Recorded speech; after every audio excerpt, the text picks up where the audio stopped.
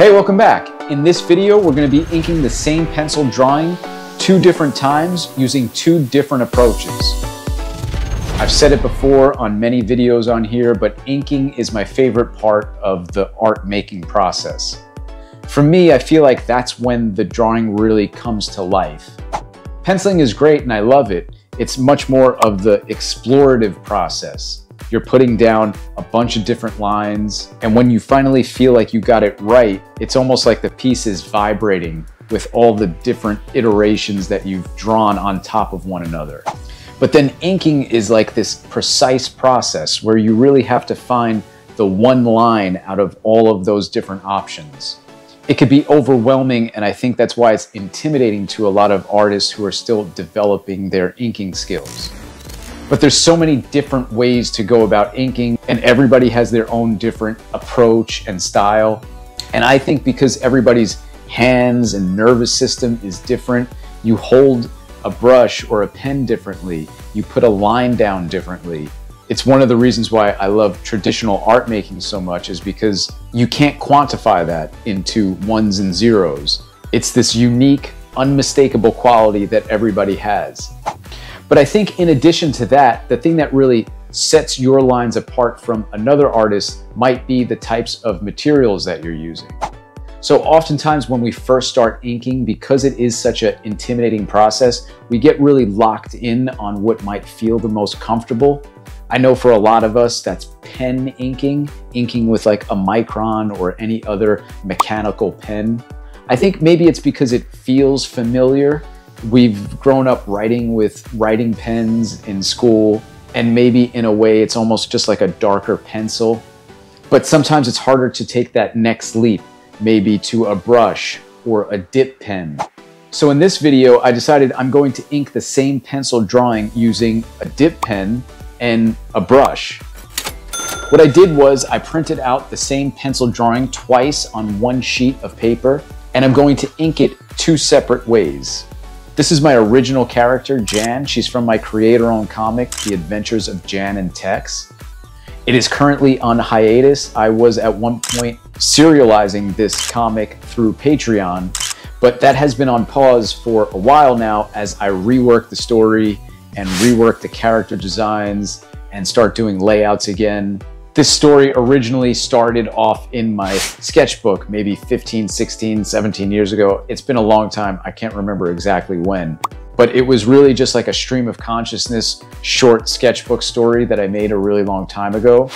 And then I turned it into a little mini comic and brought it to the Independent Comic Book Festival, MoCA in New York City.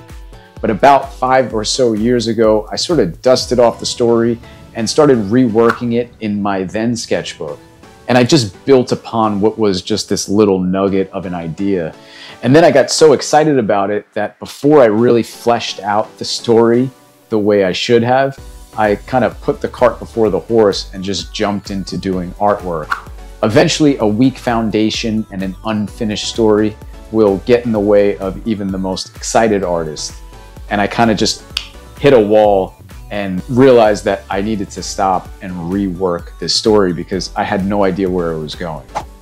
At the end of the day, I'm much more of an artist than I am a writer, but I'm trying to build up my writing skills and my overall storytelling skills so that I can finally jump back into this story and start drawing it again. I think I've made a lot of really great progress, especially in the last year. And currently I'm reworking the script, and I've even started doing some layouts and some new character designs. So I'm really excited and really happy with where the story is going. It's just not ready to be shared yet. In the meantime though, what I do have is the character Jan. Her design is pretty much solid. And so for this particular exercise, I thought I would use a sketch of her as an example to ink over. So I drew this in my sketchbook, and then I cleaned it up a little bit in Photoshop. I turned the lines to like a light bluish green, and then I just printed it out. So this way I didn't have to draw it twice, and I could be inking over the exact same sketch. So like I said, I inked this in 2 different ways. One with a mapping nib. It's a Maru nib. I talked about it in one of my supplies videos. And I've been using it a lot in my sketchbook lately, but I've been wanting to incorporate it more in my finished work. And so this was a really good opportunity for me to use that pen in a little bit more of a serious fashion and how it might look interpreting this character and this sketch. Admittedly, I don't have a lot of experience inking with nibs like this. I used to sometimes ink with G-nibs. G-nibs are, to my knowledge, what a lot of Japanese comic artists use. It has a range that's a lot more similar to a brush, where you could get a real thin line and a real thick line, and everything in between. It's a much more flexible nib, so it really lends itself to comic art and cartooning.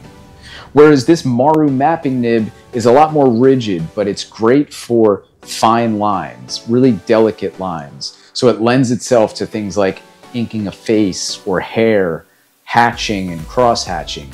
You really get a really nice, delicate line with it. It has a sound to it too, where you could hear it scratching against the paper as you ink. And there's something really nice about that. There's this kind of tactile feel that you can only get with a traditional tool like this. One of the things you got to be careful with when you're using a nib is it can sort of spit ink if you pull it in a direction that it's not supposed to go in. So when you're inking with a nib, you always want to pull it in an advantageous direction. If you pull sort of counter to that, it has the tendency to spit out ink. These nibs can be very delicate and they're hard to control, so sometimes there will be a little bit of an ink spill, and it's one of the reasons why I'm apprehensive to sometimes use nibs when I'm inking my final art. But it did happen here on 2 of the spots, and when that does happen, whether it's with a pen like this or when I'm using anything else, a smudge or I spill a little bit of ink, as long as it's a little spot and I don't completely cover the whole drawing with ink, it could always be salvaged. And in this case, what I used was some gouache paint just to cover it up. Gouache paint dries pretty fast, and then I was able to just go back on top and ink right on top of that. Also on this pen version of Jan, what I did was at the end, I went in with my trusty Sailor pen that I've talked about so many times on this channel already. It's a Sailor fountain pen, and it gives you a very spontaneous kind of line, but it's a line that has a lot more range than the mapping nib has. So I used some of those lines to build up some of the smaller shadow areas and just create little bits of contrast, so the whole thing wasn't too fine line and delicate. So when it comes to eventually inking final pages of this story, I'm gonna keep this approach in mind because I really do like the look and feel of the scratchiness, sketchiness. I feel like it really might lend itself to the story that I'm trying to tell. Of course, I need to get more comfortable with using pens like this because I'm much more of a brush inker traditionally. Speaking of brush, the other version that I inked was exclusively with a Winsor Newton Series 7 No. 2 brush. I still think it's a really great brush. There are also other really good brushes on the market as well. But I think as long as you get yourself a solid watercolor brush and you pick a size that you feel most comfortable with, you could get a lot of really good results. Like I said, brush inking is my favorite. The brush is really my best friend. I kind of learned all about the potential of inking while using a brush. I went from being really, really scared of using a brush, like I know a lot of people are. I remember reading in How to Draw Comics the Marvel Way, they had a brush in the inking supplies section. And I was like, how does anyone ink anything with a brush outside of filling in a big area of black or color? I thought brushes were only for painting. I couldn't imagine how anyone could ink like facial features or any kind of detail with a brush. But then eventually I started using a brush and I got a lot more comfortable with it pretty fast. It does take a while to get good at it, but I think once you're able to prove to yourself that you're able to actually ink finer details with a brush, it gives you the confidence you need to keep pursuing it. And I found that once I saw where it was able to take my pencils to that next step and really bring them to life, I just became addicted to inking with a brush. And using it to its fullest potential. And so when I was inking this version of Jan with the brush, I felt a lot more comfortable with it, obviously, just because that's what I use to ink the most. The way I ink pencils, I've said this many times, is that I don't trace on top of my pencils. My pencils are there just as a foundation so that I know where to go with the inks. So the folds of the clothes and the strands of the hair are in the same spot on both of these drawings, but the way I interpret them with the inks are different. And it's really cool to compare and contrast the two different versions. It's almost like speaking the same language, but with different accents. So where a lot of the areas on the mapping pen version were very scratchy and hatchy, in the brush version, a lot of those areas just went to straight black with more feathering. So the overall look of it is a lot more slick, smooth, and bold. And as far as energy and whimsy, I think they both have that, but perhaps the brush version has that additional option, if need be, to perhaps get a little bit more serious and dramatic. Looking at these two side by side is really cool because I get to imagine where each of these examples might go off into their own worlds if I were to expand upon either one of these looks into a full comic. This is actually a really helpful exercise for me to visualize two different options of where I might be able to take this comic aesthetically. And even if you're not planning on working on a big project like a comic or anything like that, I think doing an exercise like this can be really helpful in terms of being able to see the potential of two different approaches side by side next to each other. You also get to see where your strengths lie using one tool versus another.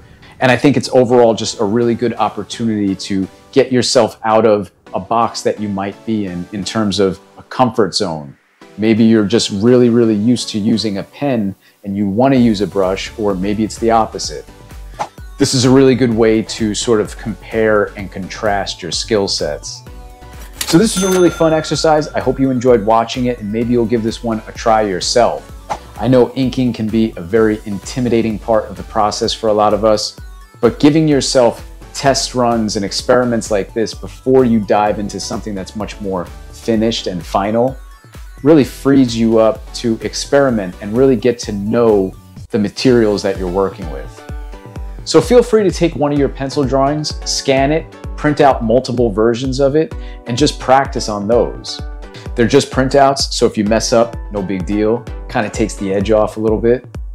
And then at the end, you get to compare and contrast all the different approaches and see which one is working, what's not, what you might want to pay more attention to, what you might want to continue with, what you did like, what you didn't like, all that stuff. I think it's a really worthwhile exercise, and I actually got a lot out of this today. So let me know in the comments if you're going to give this one a try. Also, in the description, I'll leave links to whatever supplies I've used in this video, as well as all my other links as to where you can find me and all that other stuff. If you have any other questions, leave those in the comments as well. Thanks so much for watching, and I'll catch you in the next one. Take care.